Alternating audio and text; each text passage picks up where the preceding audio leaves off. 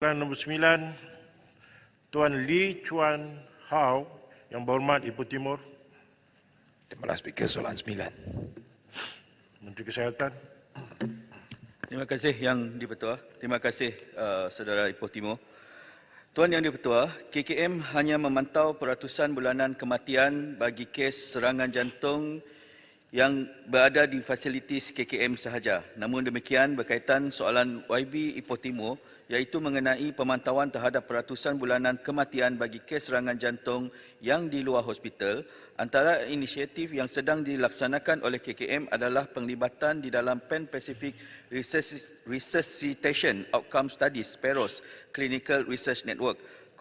Kolaborasi ini bertujuan untuk meningkatkan sistem perkhidmatan perubatan kecemasan dan kelangsungan hidup kes-kes dengan izin Out of Hospital Cardiac Arrest (OCA) di rantau Asia Pasifik. Ia dilaksanakan dengan mengumpul maklumat baseline berkenaan prevalence dengan izin perawatan dan outcome kes-kes OCA, menerangkan variasi yang terdapat di dalam kesemua sistem perkhidmatan perubatan kecemasan yang terbabit dan seterusnya mencadangkan beberapa intervensi yang boleh dilaksanakan bagi menangani kes-kes OCA di rantau ini bagi membolehkan KKM bertindak dengan lebih efisien dan objektif dalam menangani kes-kes sebegini dalam masa akan datang.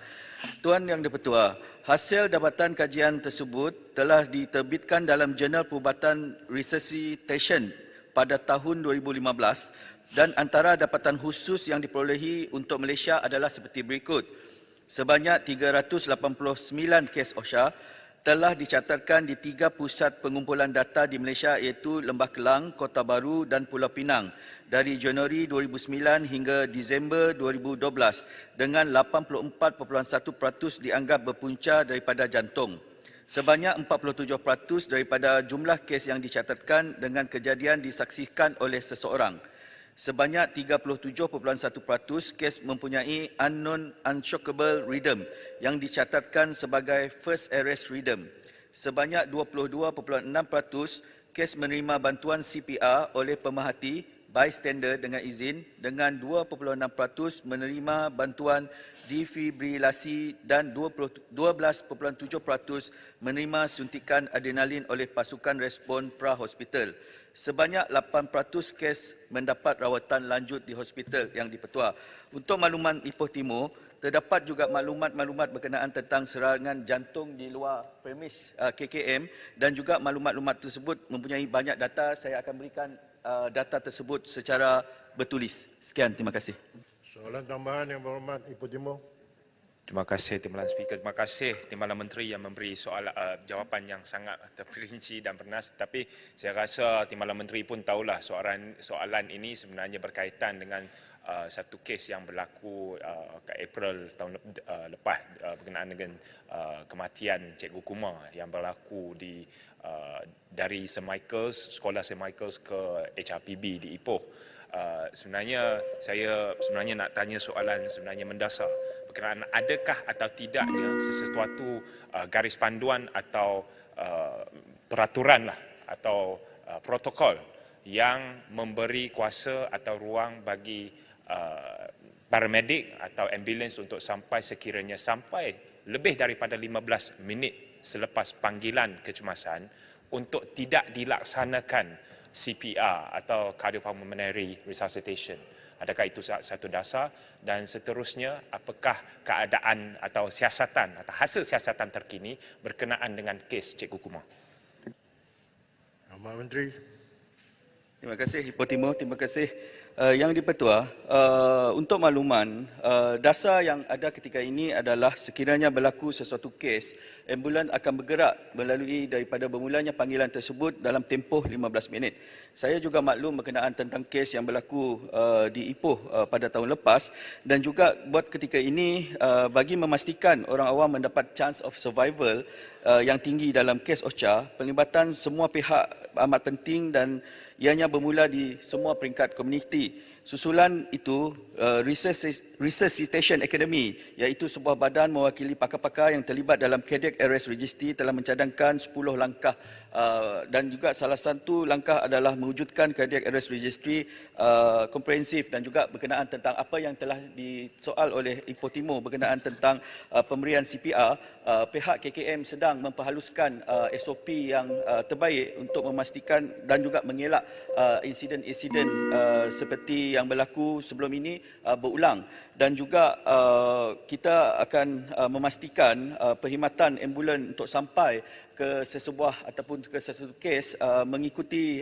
SOP yang telah ditetapkan. Walaupun demikian, kita tidak dapat mengelak sekiranya sesuatu yang berlaku di dalam perjalanan, dan apa yang kita buat adalah untuk meletakkan ataupun menempatkan sesuatu ambulan di sesuatu kawasan yang strategik dengan kerjasama dengan NGO seperti Bulan Sabit dan juga St. John sebagai contoh. Dan juga berkenaan tentang siasatan tersebut masih lagi, kes tersebut masih lagi dalam siasatan, dan juga kita sedang menunggu jawapan daripada siasatan tersebut. Sekian, terima kasih. Yang Berhormat Tanjung Karang. Terima kasih Yang di-Pertua. Yang Berhormat Timbalan Menteri. Serangan jantung adalah sebahagian daripada penyakit yang terkait rapat dengan lifestyle, dengan izin. Di antaranya adalah terbanyak merokok, sedentary lifestyle dan juga pemakanan.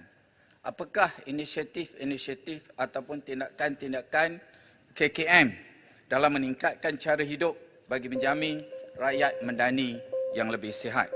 Terkait dengan soalan Ipoh Timur, saya ingin menambah sedikit.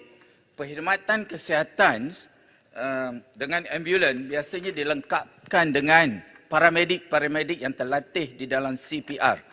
Jadi, apakah justifikasi soalan ini yang mengatakan ambulans yang hadir bersama driver dan juga paramedik tidak melakukan CPR, melainkan pesakit yang didatangi itu telah disahkan betul-betul meninggal, barulah CPR tidak dilakukan. Terima kasih.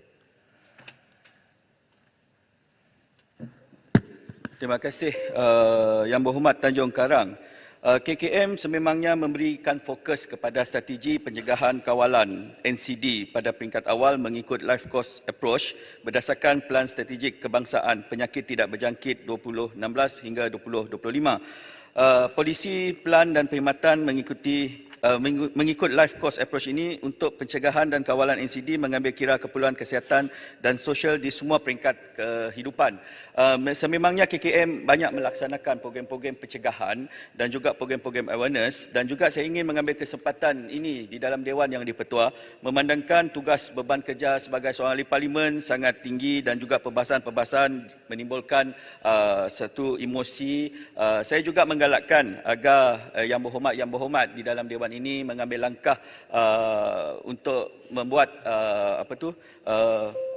pemeriksaan berkala. Kita bimbang kejadian-kejadian seperti penggal yang lepas, ada yang tumbang di dalam Dewan Yang Mulia ini, dan juga kita ingin melakukan awareness supaya Yang Berhormat menggalakkan rakyat-rakyat melakukan pemeriksaan secara berkala. Bagi soalan yang kedua tadi berkenaan kesinambungan jawapan soalan daripada Ipoh Timur, perkara-perkara tersebut saya akan berikan secara lengkap secara bertulis. Sekian, terima kasih. Soalan yang ke-10 dijemput Datuk Seri Taqiyuddin bin Hassan Yang Berhormat Kota Baru.